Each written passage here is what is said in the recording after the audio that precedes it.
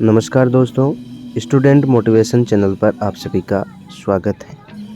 दोस्तों, आज की ये प्रेरणादायी स्टोरी आपको ईमान का ज्ञान बताएगी।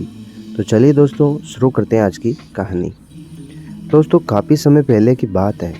प्रतापगढ़ नाम का एक राज्य था। वहाँ का राजा बहुत अच्छा था, मगर राजा को एक सुख नहीं था, और वह यह कि उसके कोई संतान नहीं थी।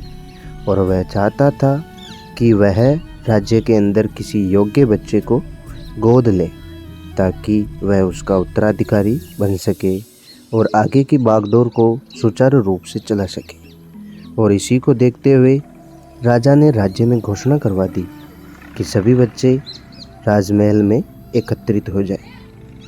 आगे ऐसा ही हुआ। राजा ने सभी बच्चों को राजमहल में बुलाया और राजा ने सभी बच्चों को पौधे लगाने के लिए भिन्न भिन्न प्रकार के बीज दिए और कहा कि अब 6 महीने बाद मिलेंगे और देखेंगे कि किसका पौधा सबसे अच्छा होगा। महीना बीत जाने के बाद भी एक बच्चा ऐसा था जिसके गमले में वह बीज अभी तक नहीं फूटा था, लेकिन वह रोज़ उसकी देखभाल करता और रोज़ पौधे को पानी देता था। देखते ही देखते 3 महीने बीत गए। बच्चा परेशान हो गया। तभी उसकी माँ ने कहा कि बेटा, धैर्य रखो, कुछ बीजों को फलने में ज़्यादा वक्त लगता है। और वह बच्चा पौधे को सींचता रहा। 6 महीने हो गए। राजा के पास जाने का समय आ चुका था, लेकिन वह बच्चा डरा हुआ था कि सभी बच्चों के गमले में तो पौधे होंगे और उसका गमला खाली होगा। लेकिन वह बच्चा ईमानदार था और सारे बच्चे राजमहल में आ चुके थे।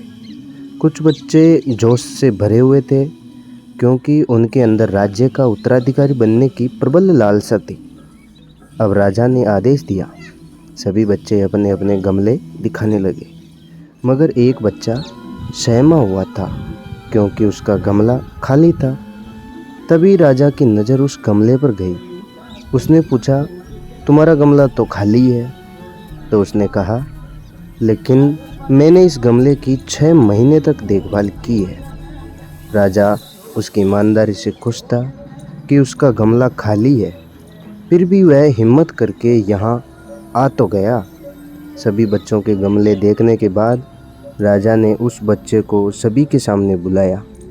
बच्चा बहुत ज़्यादा सहम गया था और राजा ने वह गमला सभी को दिखाया। सभी बच्चे ज़ोर ज़ोर से हंसने लगे।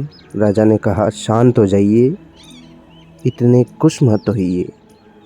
आप सभी के पास जो पौधे हैं वो सब बंजर हैं। आप चाहे कितनी भी मेहनत कर ले, उनसे कुछ नहीं निकलेगा। लेकिन असली बीज यही था। राजा उसकी ईमानदारी से बेहद खुश हुआ और उस बच्चे को राज्य का उत्तराधिकारी भी बना दिया गया। लेकिन दोस्तों, हमें इस कहानी से क्या सीखने को मिला? तो इस कहानी से दोस्तों हमें जो सीखने को मिला है वह है कि हमें अंदर से ईमानदार होना चाहिए। हमें अंदर से ईमानदार होना बहुत ज़रूरी है। अगर हम खुद के साथ ईमानदार हैं तो जीवन के किसी न किसी पड़ाव में सफल हो ही जाएंगे, क्योंकि हमारे औकात हमें ही पता होती है। हम खुद को पागल बनाकर खुद का ही नुकसान करते हैं दोस्तों।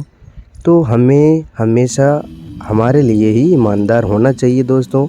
बाकी कार्य अपने आप सही हो जाएंगे। और हम जो कार्य कर रहे हैं उसको पूरी प्रबल आशा और जिज्ञासा के साथ में और पूरी ईमानदारी के साथ अगर करते हैं तो हमें सफल होने से कोई नहीं रोक सकता है। फाइनली दोस्तों, मुझे उम्मीद है कि आपको यह मोटिवेशनल स्टोरी अच्छी लगी होगी। अगर आप और भी मोटिवेशनल स्टोरी सुनना चाहते हैं तो आप बिल्कुल सही जगह पर हैं दोस्तों। हमारे चैनल पर आपको ऐसी ही और भी मोटिवेशनल स्टोरी मिलती रहेगी। तो प्लीज़ आगे भी ऐसी स्टोरियाँ सुनने के लिए हमारे चैनल को सब्सक्राइब कर लें और बेल के आइकन को भी प्रेस कर दें। अगर आपको हमारी कहानी पसंद आती है तो प्लीज़ अपने दोस्तों के साथ में शेयर करना ना भूलें और वीडियो को भी लाइक ज़रूर करें।